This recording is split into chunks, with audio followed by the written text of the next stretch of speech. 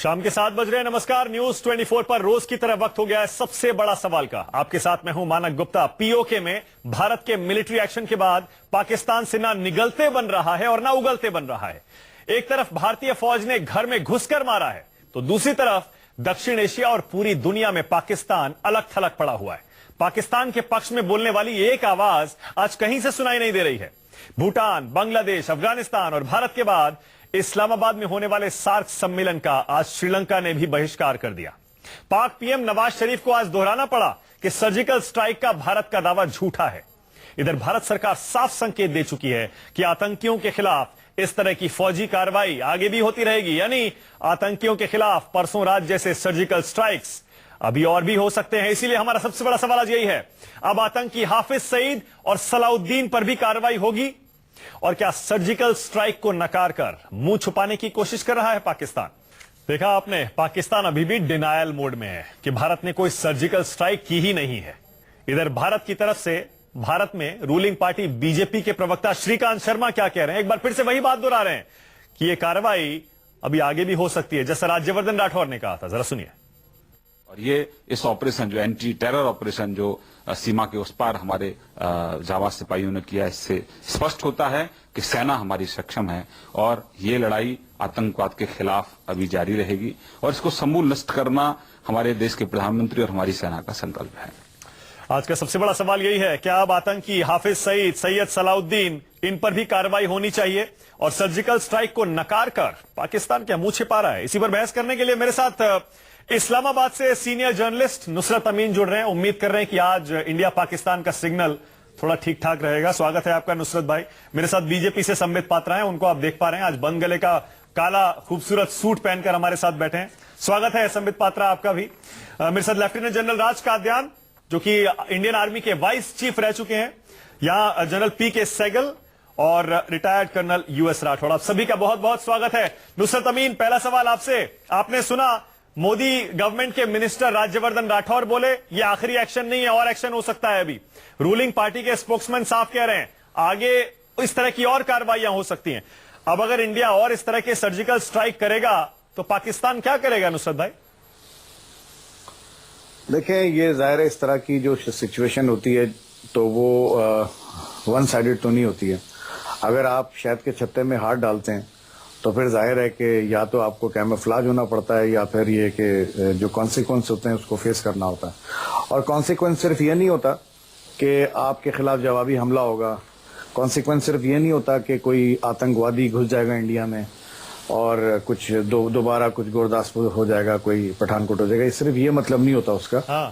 ये तो बड़ी मैचुइज्म वाली बातें हैं जो इस वक्त मैं देख रहा हूँ इंडिया की तरफ से हो रही हैं। लेकिन जो बुनियादी जो होता है वो होता है कि देखें, मैं कुछ अरसे पहले तक इंडिया को लेजिटिमेसी की टर्म्स में, यानी in context of political legitimacy, बहुत स्ट्रांग मुल्क समझता रहा हूँ पाकिस्तान के मुकाबले में। अच्छा। और इसका मतलब ये नहीं था कि पाकिस्तान कोई वीक मुल्क था, लेकिन मुझे इंडिया की से पॉलिटिकल हर लिहाज से एक बेहतर पोजीशन में लगता था। लेकिन इस तरह की हरकतों के बाद, इस तरह की कार्रवाइयों के बाद और फिर उसके ऊपर जिस तरीके से कि मीडिया गिमिक देखने में हंसी आ रही है नुसरत भाई, मुझे हंसी आ रही है आपकी इन बातों पे। आप बताइए, दक्षिण एशिया में, साउथ एशिया में एक देश आपके साथ खड़े होने वाला नहीं है। सबने सार्क को बॉयकॉट कर दिया, हर कोई टेरर को कंडेम कर रहा है। दुनिया में एक आवाज नहीं उठी जिसने ये कहा हो कि इंडिया ने सर्जिकल स्ट्राइक करके गलत किया, और आप कह रहे हैं इंडिया कमजोर हुआ है। नहीं, इंडिया, मैं जो कह रहा हूँ मुकम्मल होने दे मेरी बात। मैं ये कह रहा हूँ कि इंडिया को पॉलिटिकली इंटरनेशनल कम्युनिटी के हवाले से और मुख्तलिफ फॉर्म्स में कुछ ना कुछ कॉन्सिक्वेंस उसका फेस करना होगा, apart from what Pakistan is going to do. उसके अलावा मैं बात कर रहा हूँ, मुझे नहीं पता पाकिस्तान क्या प्लानिंग कर रहा है, लेकिन जितना मैं वॉर गेम, जितना मैं ये साइकी समझता हूँ, जितना 20th सेंचुरी आपने शायद यूएस का स्टेटमेंट देखा होगा नुसरत भाई, यूएस का ऑफिशियल स्टेटमेंट इंडिया की सर्जिकल स्ट्राइक के बाद आपने देखा होगा, जिसमें इंडिया के सर्जिकल स्ट्राइक को बिल्कुल सही ठहराया गया है। टेररिज्म के खिलाफ एक्शन लेने को पाकिस्तान को डांट लगाई गई है। तो इससे आप अंदाजा लगा लीजिए वर्ल्ड ओपिनियन किस तरफ है, इंडिया कमजोर हुआ है, मजबूत हुआ है। खैर, लेकिन मेरा सवाल दूसरा था। मैं ये कह रहा था, आप कह रहे थे कि अगर इंडिया और एक्शन करेगा तो कॉन्सिक्वेंसेज होंगे।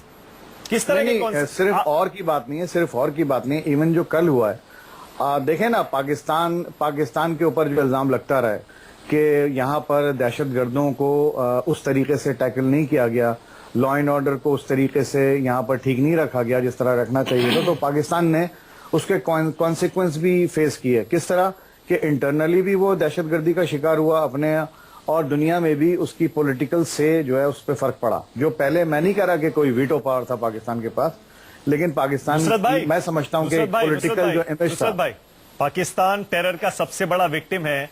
अब ये जो राग है ये पुराना हो गया, ये एक्सक्यूज अब पुराना हो गया। अब इंडिया ने इस गेम के रूल बदल दिए। संबित पात्रा जरा बताइए, राज्यवर्धन राठौड़ जो कह रहे थे कि इंडिया की सर्जिकल स्ट्राइक ये पहली नहीं है और ये आखिरी भी नहीं है, ये पहली है आखिरी नहीं है, आज श्रीकांत शर्मा भी वही बात कह रहे हैं। पहली आखिरी तो किसी की तरफ से नहीं होती, ना पाकिस्तान की तरफ से, चलिए कोई बात नहीं, तरफ से कोई बात नहीं, अब नया गेम है, देखा जाएगा। संबित पात्रा, लेकिन ये बताइए क्या किसी टेरर अटैक का हम इंतजार करेंगे, या फिर हम जो पीओके में या पाकिस्तान में हाफिज सईद खुला घूम रहा है, मसूद अजहर खुला घूम रहा है और ये सलाउद्दीन खुला घूम रहा है, उनको अपने आप भी टारगेट कर सकते हैं? संबित पात्रा। देखिए, पहले तो मैं बड़े ध्यान से सबको सुन रहा था, रक्षा मंत्री पाकिस्तान के आसिफ साहब को सुन रहा था, नुसरत साहब को सुन रहा था। मैं डॉक्टर भी हूं, मैं तो आर्मी का नहीं हूं, मैं डॉक्टर हूं, इसलिए मैं हिदायत करूंगा कि सर्जरी के बाद इतना नहीं बोलना चाहिए कि हम छत्ता में हाथ डाल दिए हैं तो ये कर देंगे, हम वो सब वहां से बम। अरे आपकी सर्जरी हुई है, अंदाजा हो रहा है कि आप कैसे डॉक्टर, ऐसा मत बोलिए। नहीं, ठीक है, मैं अपने पेशेंट्स का ख्याल रखता हूं, पेशेंट ज्यादा बीमार ना हो जाए, ठीक है। अब मुद्दे पर आते हैं, ऑन सीरियस टॉक्स। पहली बात मैं नुसरत जी के विषय में बोलूं, उनके बातों का जवाब दूं, उससे पहले रक्षा मंत्री के बयान को मैं सुन रहा था। नंबर 1 मैंने लिख लिया, रक्षा मंत्री ने क्या कहा। रक्षा मंत्री ने कहा कि हिंदुस्तान का गैर जिम्मेदाराना रवैया। रक्षा मंत्री एक दिन पहले, जब ये सर्जिकल स्ट्राइक हुआ उसके ठीक एक दिन पहले, पाकिस्तान के रक्षा मंत्री बड़बोरापन दिखा रहे थे, कह रहे थे कुछ तो करे इंडिया, फिर हम न्यूक्लियर बॉम्ब डाल देंगे। आपने पूरे विश्व में कहीं देखा है कि इस प्रकार का एक रक्षा मंत्री जो न्यूक्लियर बॉम्ब को इस प्रकार से मेंशन करता हो जैसे दिवाली का पटाखा हो? देखिए, कोई भी न्यूक्लियर नेशन होता है उसपे सोबेरिटी होती है, उसमें सेंस ऑफ रिस्पॉन्सिबिलिटी होती है। कोई भी कंट्री का रक्षा मंत्री या न्यूक्लियर वेपन जिसके पास हो तो इस प्रकार से बिहेव नहीं करता है। यही दिखाता है कि पाकिस्तान कितना इमैच्योर है। दूसरा स्टेटमेंट क्या दिया कि हिंदुस्तान के प्रधानमंत्री ने जनता को खुश करने के लिए यह काम किया है। तो मैं उनसे पूछता हूं, अरे भाई साहब, जनता जनार्दन है हिंदुस्तान में, ये डेमोक्रेटिक कंट्री है, कोई डिक्टेटोरियल कंट्री थोड़ी है। जनता निर्दोष निहत्थे, जनता को आप मार देंगे तो क्या हम हाथ पे हाथ धर के बैठेंगे? सुन लीजिए नुसरत अमीन साहब, आपके देश में, सुन लीजिए, आपके देश में आपके प्रधानमंत्री और आपके लोग आतंकवादियों को खुश करते होंगे, वो हाफिज सईद को और सईद सलाउद्दीन को खुश करते होंगे। हमारे देश में हम जनता, जो हमारी भगवान है, हम उनको खुश करते हैं। इसको आप अपने रक्षा मंत्री को बता दीजिएगा। और तीसरी बात, जहां तक आपने कहा ना कि छत्ते पे हाथ डाल देंगे तो मधुमक्खी काट देगी, आप मधुमक्खी हो सकते हैं, हम तो वो हैं जो कभी काटते नहीं हैं, मगर आप हमें बार बार छेड़ेंगे तो ऐसी सर्जरी कर देंगे। मैं बड़े बड़े बोल नहीं बोलना चाहता, action speaks louder than word. तो संबित पात्रा, एक और चीज क्लियर कर दीजिए, एक और चीज क्लियर कर दीजिए, जो मैंने स्पेसिफिक सवाल पूछा था, क्या और आतंकी हमलों का इंतजार करेंगे या इंडिया अपनी तरफ से भी अब हाफिज सईद को, सलाउद्दीन को, मसूद अजहर को निशाना बना सकता है?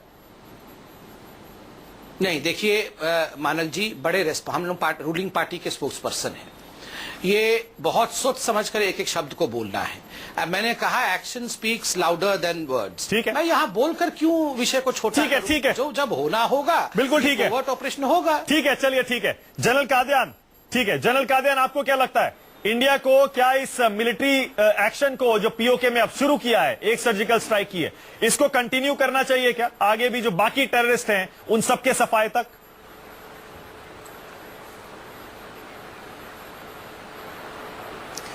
मानक, ये एक हमने बड़े स्पेसिफिक उद्देश्य के साथ लॉन्च की थी। उद्देश्य दोहरा था। पहला ये, जो 18 हमारे शहीद हो गए थे उड़ी में 18 सितंबर को, उस शहादत के बदले पाकिस्तान से कीमत वसूल करनी थी। दूसरा मुद्दा था कि पाकिस्तान को संकेत दे दें कि वो समय गुजर गया है जब आप बार बार हमें चोट मार के चले जाते थे, हम फिर भी दोस्ती का हाथ बढ़ाने की कोशिश करते थे। अगली स्ट्राइक होगी या नहीं, हमारा मुद्दा हासिल हो गया है, अगली स्ट्राइक होगी या नहीं, होनी चाहिए या नहीं, ये पाकिस्तान पर मुनस्सर है। एक तरफ तो कहते हैं हमने कुछ किया ही नहीं, फिर बौखला क्यों रहे, फिर क्यों अपने स्ट्राइक कोर को डिप्लॉय कर रहे हैं, क्यों हिंदुस्तान को ब्लेम, जब हमने कुछ किया ही नहीं तो ब्लेम किस बात का डाल रहे हैं। वो बौखला रहे हैं, उनको दो नुकसान हुए, एक तो जो उनके लोग मरे हैं, आतंकवादी या सिपाही जो भी उनमें मिक्सअप थे वो तो सारे इकट्ठे रहते हैं, वो नुकसान, इससे बड़ा नुकसान उनकी छवि को है। पाकिस्तानी आर्मी अपने आप को बड़ी एक मर्द आर्मी का इमेज प्रोजेक्ट किया था पाकिस्तान में, और भारतीय सेना को हमेशा नीचा दिखाने की कोशिश करते थे कि हम कुछ नहीं कर सकते।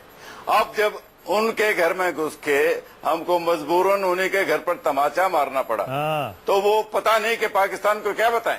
अगर वो कहते हैं हाँ ऐसा हुआ है तो शर्म आएगी, और दूसरी वजह ये होगी कि उसके ऊपर फिर जिहादियों का प्रेशर आएगा कि आप भी कुछ करें, वो शायद करना नहीं चाहते। तो उनकी एक दुविधा है, जैसे आपने सही कहा कि ना उगलते बनता है ना निकालते बनता है, बात वही है कि ना निकलते बनता है ना उगलते, जो भी कुछ कहावत है कि पाकिस्तान दुविधा में है, वो माने या नहीं माने हुआ है, इसमें कोई शक नहीं। इसीलिए कल से, जब से ये 40 घंटे पहले ऑपरेशन हुआ था, पाकिस्तान की सारी एस्टेब्लिशमेंट बौखला रही है। डिफेंस मिनिस्टर प्राइम मिनिस्टर से मिलने जाते हैं, सारे जनरल बैठ के हडल करते हैं कि क्या किया जाए। अगर ये वो अभी भी अपनी जनता को बताना चाहते हैं कि कुछ नहीं हुआ, तो फिर ये सरगर्मी किस बात की? बिल्कुल सही बात है, यही तो समझ नहीं आ रहा। हो गया नहीं, हमने उनको यकीन दिलाया कि हमारे पास अगला सवाल किसी से भी कर लीजिएगा, एक बात करनी, पॉलिटिकल विल भी है। हाँ, कुछ कहना चाह रहे हैं नुसरत अमीन? हाँ, हमारे पास हाँ, बोलिए। आप जिससे सवाल करना कर लीजिएगा, बस बीच क्या में उठाएंगे। देखिए, साइकोलॉजिकल जो इस वक्त वो शायद इससे बड़ी हो सकती है, इवन एक इंडियन माइंड भी कुछ भी हो सकता है, लेकिन पाकिस्तान को वो निर्णय करना है कि वो होनी चाहिए। ठीक है जनरल कादिर। हाँ नुसरत भाई जल्दी से। हाँ, जनरल साहब बात कर रहे थे और बड़ी समझदारी से बात कर रहे थे। मैं बस ये कहना चाह रहा हूं, देखें, सबकॉन्शियसली आप भी आजाद कश्मीर को हमारा घर समझते हैं। इन्होंने कहा कि उनके घर में घुस के मारा है, और देखें सब अरे रहने दीजिए। देखिए उधर जाएंगे, सुनिए देखिए, अगर इस तरह की नीति ग्रिटीज में जाएंगे तो फंस जाएंगे नुसरत भाई, आना चाहूंगा। फंस जाएंगे क्योंकि आप तो कभी पीओके को अपना हिस्सा बताते ही नहीं है। आप तो उसे आजाद कश्मीर कहते हैं। अगर आजाद कश्मीर था तो आपके फौजी वहां पर क्या कर रहे थे? 2 फौजी आतंकियों के अड्डों पर क्या कर रहे थे जिनको हमने निशाना बनाया? वो आजाद कश्मीर है तो वहां पाकिस्तानी फौज क्या कर रही है? हम तो खुद उसे पाकिस्तान नहीं कहते, आप कह रहे हैं हमारा घर। ये बिल्कुल हमारा घर है। ये तो इंडिया के पार्लियामेंट ने रेजोल्यूशन पास किया है। करना चाहूंगा। अच्छा नुसरत भाई, एक सेकंड रुकिएगा। मेरे साथ डिफेंस एनालिस्ट शफकत सईद साहब जुड़ गए हैं। सुन पा रहे हैं शफकत साहब आप? वो भी जी, मैं आपको सुन पा रहा हूँ। जी आप, हम यही सोच रहे थे, यहाँ भी काफी बड़े बड़े दिग्गज बैठे हैं डिस्कशन में। अब अगर इंडिया और इस तरह की सर्जिकल स्ट्राइक्स करेगा तो पाकिस्तान तो कहीं का नहीं रहेगा। आप ये सर्जिकल स्ट्राइक सुबह दोपहर शाम कीजिएगा और हर वक्त करें। इस तरह की सर्जिकल स्ट्राइक्स आपके अवाम को मुतमईन रखेंगी, मोदी साहब की हुकूमत को मजबूत करेंगी, और आपका जो आपने मसनूई एक पॉलिटिकल फेस बनाया हुआ है उसको सस्टेन करेगी। जमीन के ऊपर किसी इंडियन सोल्जर ने पाकिस्तान के, हाँ बोलिए, मैं चाहता हूँ आप ये बोले कि पाकिस्तान की धरती से टेररिस्ट पैदा होते रहेंगे और आप उनको इंडिया में भेजते रहेंगे। मैं चाहता हूँ आप बोलेंगे बात, बोलिए आप। नहीं भेज रहे हैं, शुक्र करेंगे नहीं भेज रहे हैं। अगर भेजेंगे तो वो 5 दिन तक लड़ेंगे नहीं एयरबेस के अंदर घुस के बैठकर, वो एयरबेस के अंदर जाकर आपके एसेट्स को डिस्ट्रॉय कर देंगे। अच्छा, ये जो आप लोगों ने झूठ का पलंदा खड़ा किया हुआ है, या आपके अपने लोग इसको झूठा साबित करेंगे। अच्छा, और ये एक झूठा मजाक है, ना सिर्फ दुनिया के साथ बल्कि हिंदुस्तान के अपने अवाम के साथ। ठीक है, एक सेकंड रुकिएगा, यहाँ बात नहीं है। जरा सुनिएगा सर, आप ही की तरह कुछ मेरे पास यहाँ दिग्गज एक्सपीरियंस लोग बैठे हुए हैं। सर स्वागत है आपका भी। पहले सर, आप क्या लग रहा है आपको, पाकिस्तान डिनायल मोड में अभी भी क्यों है? ऐसा फंस गया है, कॉर्नर हो गया है, जैसे हम पहले कह रहे थे, मुंह छुपा के बैठ गया है और कुछ कर ही नहीं सकता है? पाकिस्तान बहुत ही बुरी तरीके से घबरा गया है और कंफ्यूज हो गया है। उनका डिनायल करना और झूठ बोलना तो उनके डीएनए में है। जो उनके ख्वाजा साहब ने कल बोला, हिलरी क्लिंटन ने कहा कि बड़ी इमेच्योर स्टेटमेंट थी, और एक डिफेंस मिनिस्टर ऐसी स्टेटमेंट दे तो उनका कंपैरिजन नॉर्थ कोरिया के किम जोंग के साथ किया जा सकता है। अभी मैं बातचीत करना चाहता हूँ। आपने कहा कि क्या हिंदुस्तान को सर्जिकल स्ट्राइक और करनी चाहिए। बिल्कुल, हाँ। हिंदुस्तान ने क्षमता दिखा दी है कि अगर पॉलिटिकल डिसीजन की आवश्यकता पड़ी हाँ। तो हमारी आर्मी जो है केपेबल है to do a thing like this. Okay. ये जो तीनों का नाम लिया है और साथ में दाऊद इब्राहिम, ये हिंदुस्तान के मोस्ट वांटेड टेररिस्ट हैं। बिल्कुल। अभी ये घबराएंगे क्योंकि इनको साफ तौर पे नजर आ गया है कि अगर कभी भी पॉलिटिकल डिसीजन ली गई तो उसके मिनटों के बाद ये साफ हो जाएंगे। दैट कैपेबिलिटी इंडिया ने लाउड एंड क्लियर पूरी दुनिया के सामने रख दी है। लेकिन शायद हमारे हित में नहीं होगा। हमने पाकिस्तान को साफ तौर पे बताया है कि हमारा जो मुद्दा था, मकसद था, वो हमने अचीव कर लिया है। We are a peace loving country. ठीक है। हम ट्रैंक्विलिटी और पीस चाहते हैं। अगला कार्रवाई आप करेंगे तो हम मुंह तोड़ जवाब देंगे। ठीक है। आपने जनरल कादियान भी यही कह रहे हैं, आप भी यही कह रहे हैं कि हमने बदला लेने के लिए एक एक्शन किया था। हमें बदला लेना था उड़ी का। आतंकी हमारे सरहद में घुसने की तैयारी कर रहे थे, उनको न्यूट्रलाइज करना था, हमने कर दिया। लेकिन सर आपको नहीं लगता चेस के गेम में जैसे होता है, 4 कदम आगे हम सोचते हैं। कुछ लोगों का यह मानना है, कल मेरे साथ स्टूडियो में भी डिफेंस एनालिस्ट थे, उनका यह कहना था कि पाकिस्तान रिटेलिएट करे या नहीं करे, टेररिस्ट और घुसे या नहीं करे, हमें इंतजार नहीं करना चाहिए। हमने जो ये रास्ता खोला है, हमको टेरर कैंप्स को खत्म करना चाहिए, टेरर नेटवर्क को बिल्कुल डिस्ट्रॉय करना चाहिए और ये तब तक स्ट्राइक्स चलनी चाहिए। आपको क्या लगता है? देखिए, जो अभी शफाकत सही साहब कह रहे थे कि ये सारा झूठ का पुलिंदा है, मैं ये कहना चाहता हूं कि कारगिल लड़ाई में आपने अपने खुद के फौजियों की लाश लेने से मना कर दिया। आपने 26/11 के 10 जो आतंकी आए थे उनको पहचानने से इनकार कर दिया।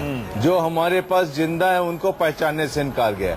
पाकिस्तान की बेचारगी तो अब झलक रही है कि उन्हीं की मांद में मार के आए जिनको हम, उनको भी नहीं एक्नॉलेज कर रहा है कि मारे गए। तो ये तो आपकी बेचारगी का कच्चा चिट्ठा है। आपने कब किसी अपने नेशनल को पहचाना? कभी नहीं। अब आती है बात टेररिस्ट स्ट्राइक की। भारत को जो उन्होंने स्ट्राइक की है, ये पहली और आखिरी नहीं है। ये चीज आप कान खोलकर सुन लो कि आपके साथ इससे भी बुरा हश्र होगा। आपको ये पता है कि पंजाब के और जम्मू के गांव खाली कराए गए हैं। ये गांव कब खाली कराए जाते हैं? आपने काफी इसके बारे में, जिसने सर्विस की है उसको मालूम है कि गांव तब खाली कराए जाते हैं तब कि एस्केलेशन लेडर में कोई चीज बहुत ऊपर पहुंच जाए। तो हमने वो 10 किलोमीटर के गांव ऐसे नहीं खाली कराए हैं। ये गांव इसलिए खाली कराए हैं कि आप हिमाकत करें और उसका भी आप खामियाजा भुगतेंगे। शफकत सईद, ये अभी शुरू हुई है, ये कहानी खत्म नहीं हुई है। शफकत सईद साहब, कितनी लाशें छिपाओगे? बोलिए शफकत सईद साहब, बोलिए। जनाब सही साहब, इन्होंने तो काफी बड़ा राज आपके हवाले कर दिया। हिंदुस्तान की तमाम किस्म की जारियत के लिए तैयार रहता है। और ये आपको बताऊं कि जो नेचर ऑफ कॉन्फ्लिक्ट है वो दोनों ममालिक के लिए मुख्तलिफ है। पाकिस्तान अपनी सर्वाइवल की जंग लड़ रहा है और हिंदुस्तान जारियत की जंग लड़ रहा है। जो अनेक वॉर लड़ रहा है हिंदुस्तान, और हम वॉर ऑफ सर्वाइवल लड़ रहे हैं। और आपको तारीख से ये इल्म होगा कि जो लोग सर्वाइवल की जंग लड़ रहे हैं वो कहीं ज्यादा मुनज़्ज़म, यार, चौकस और बताइए हेजमानिक वॉर लड़ रहे होते हैं। आप बताइए, आप पीस की बात कर रहे हैं? शफकत सईद, आप पीस की बात कर रहे हैं? संबित पात्रा आपको जवाब दे रहे हैं। बीजेपी के स्पोक्समैन है, रूलिंग पार्टी के संबित पात्रा जवाब दे रहे हैं आपको। आप पीस की बात कर रहे हैं, संबित पात्रा को सुनिएगा। संबित पात्रा, अभी शांत हो जाए। ये तो मुझे समझ में नहीं आ रहा है, बीच बीच में गाना भी चलने लगता है और इस प्रकार से पाकिस्तान के पैनलिस्ट बिहेव करने। हाँ, देखिए, जहां तक भारत का सवाल है, किस प्रकार हमने एक सर्जिकल स्ट्राइक किया है। आप पहले ये समझ लीजिए सर्जिकल स्ट्राइक क्या होता है। सर्जिकल स्ट्राइक का मतलब होता है, आप सर्जन के रूप से देखिए, सर्जिकल स्ट्राइक का मतलब होता है प्रेसिजन। इंसिजन वहीं लगाएंगे जहां बीमारी है, ट्यूमर जहां है। ट्यूमर कौन है? आतंकवाद ट्यूमर है, उसको मारना है, उसको हटाना है, तो उसके ऊपर सर्जरी किया गया। Not a single drop of blood more, unnecessarily किसी पे नहीं, ना तो सिविलियन पे अटैक, ना तो पाकिस्तान के किसी इंस्टॉलेशन पे अटैक। हमने आतंकवाद पे अटैक किया क्योंकि यही आतंकवादी आके हमारे देश पे अटैक करने वाले थे। तो ये अटैक तो आतंकवादियों पे था, ये तो पाकिस्तान पे नहीं था। तो ये सारे लोग ऐसे डिफेंड क्यों कर रहे हैं? तो ये सारे लोग ऐसे डिफेंड क्यों कर रहे हैं? यही समझ में नहीं आ रहा। पहली बात समझने की है। दूसरी बात सुनिए, जहां तक डिनायल है, ये तो हमेशा पाकिस्तान लाइन ऑफ डिनाइल पे ही रहता है। ओसामा बिन लादेन अबोटाबाद में बैठा हुआ था, पूरी दुनिया जानती थी, तो डिनाई कर रहे थे। मेरे पास डॉन अखबार की वो कटिंग है, 17 दिसंबर 1971। बांग्लादेश का युद्ध पाकिस्तान हार चुका था, मगर डॉन अखबार के हेडलाइन में छपा हुआ है कि याहिया खान उस समय कह रहे हैं, we are winning, we are victorious. तो इनकी तो बेशर्मी का हद देखिए, हारे हुए युद्ध को ये विक्टोरियस बता रहे थे। इस प्रकार की इनकी डिनाइबिलिटी है, इसलिए पाकिस्तान की डिनाइबिलिटी को सीरियसली मत लीजिए। ठीक है। The major issue is Pakistan आतंकवाद को आखिरकार सपोर्ट करता है। उसका आज प्रमाण इसलिए मिल रहा है कि पाकिस्तान के रिटायर्ड जनरल्स आके यहाँ पर इस विषय को सपोर्ट कर रहे हैं। बिल्कुल सही बात है शफकत सईद, या तो कह दीजिए ना कि आगे से टेरर को हम अपने यहाँ पालेंगे पोसेंगे नहीं, या तो ये कह दीजिए, वरना इंडिया तो स्ट्राइक करेगा आगे भी। पाल रहे हैं, ना पाला है ना पालेंगे। और जो आप लोगों ने ढोंग रटाया हुआ है, देखिए मोदी साहब ने पाकिस्तान हेट के कार्ड के ऊपर इलेक्शन जीता है। बताइए कौन मर गए, वहां पे कौन अपनी मरे हैं? गवर्नमेंट आपके आर्मी के लोग मरे हैं या आतंकवादी मरे हैं? साहब मुझे कौन बात मरे? करने देंगे। आप जब बात कर रहे थे मैं बड़ा खामोश नहीं आप सर देखिए, नहीं देखिए, ये हम लोग अभी सॉल्व कर देते हैं ना, अभी सॉल्व कर देते हैं। कौन मरे हैं वहां पे, आप बता दीजिए, नुसरत साहब बता दीजिए कौन मरे हैं। आपके आर्मी के लोग मर गए हैं या वहां आतंकवादी मरे हैं? आप अगर कहेंगे कि आतंकवादी मरे हैं तो मैं कहूंगा कि फिर आप क्यों मातम मना रहे हैं। आप अगर कहेंगे कोई नहीं मरा है तो मैं कहूंगा फिर आप क्यों चिल्ला रहे हैं। शांति से बैठिए, गाने सुनिए। फिर क्यों कह रहे छत्ते में हाथ डाल दिया, छोड़ेंगे नहीं। देखिए भारत हमारे मुकाबले में बहुत बड़ा मुल्क है और वो कोई भी गैर जिम्मेदाराना हरकत कर सकता है। उसकी तैयारी और उसके तदम्मुल के लिए हम अपने आप को जब भी हिलाएंगे जुड़ाएंगे तो आपको वो खौफ नजर आता है, वो खौफ नहीं है।